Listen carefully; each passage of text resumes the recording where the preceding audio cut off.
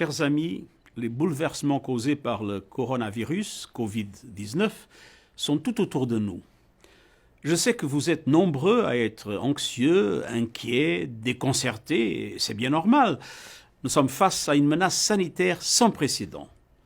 Le virus se propage, le danger grandit, et nos systèmes de santé, nos économies et notre vie quotidienne sont mis à rude épreuve.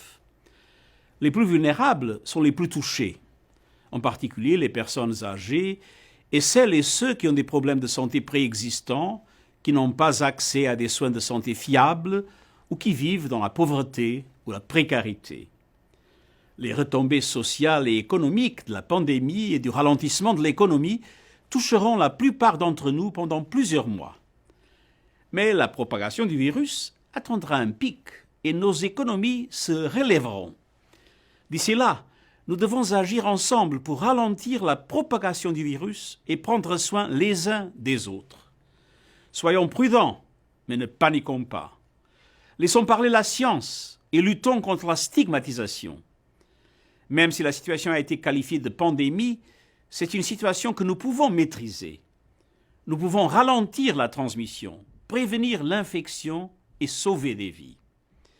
Mais cela implique plus que jamais d'agir sur le plan personnel, au niveau national et international. Le Covid-19 est notre ennemi commun.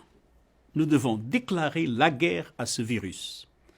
Les pays doivent passer à la vitesse supérieure, intensifier et élargir leur mobilisation. En appliquant des stratégies de confinement efficaces, en activant et en améliorant les systèmes d'intervention d'urgence, en augmentant considérablement la capacité de dépistage et les soins aux patients, en préparant les hôpitaux et en veillant à ce qu'ils aient les installations, le matériel et le personnel nécessaires, et en mettant au point des interventions médicales qui sauvent des vies. Chacun et chacune d'entre nous a aussi une responsabilité, celle de suivre les conseils médicaux et de prendre les mesures simples et pratiques que recommandent les autorités sanitaires. En plus d'être à l'origine d'une crise de santé publique, le virus est aussi un fléau pour l'économie mondiale. Les marchés financiers sont durement touchés par l'incertitude. Les chaînes d'approvisionnement mondiales sont perturbées, l'investissement et la demande des consommateurs ont chuté, et le risque de récession mondiale est réel et ne cesse de grandir. Les économistes des Nations Unies estiment que le virus pourrait coûter à l'économie mondiale au moins 1 000 milliards de dollars cette année, et peut-être encore plus. Aucun pays ne peut faire cavalier seul.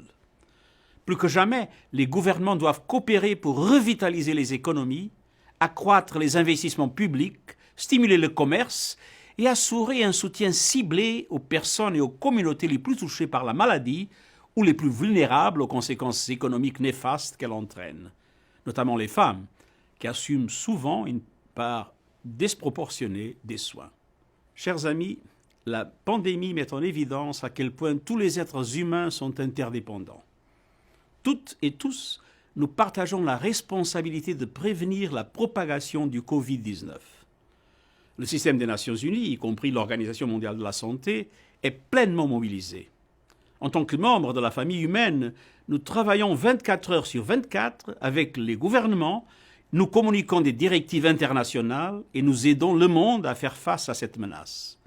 Nous sommes tous concernés. Et c'est ensemble que nous surmonterons cela. Merci et à toutes et à tous.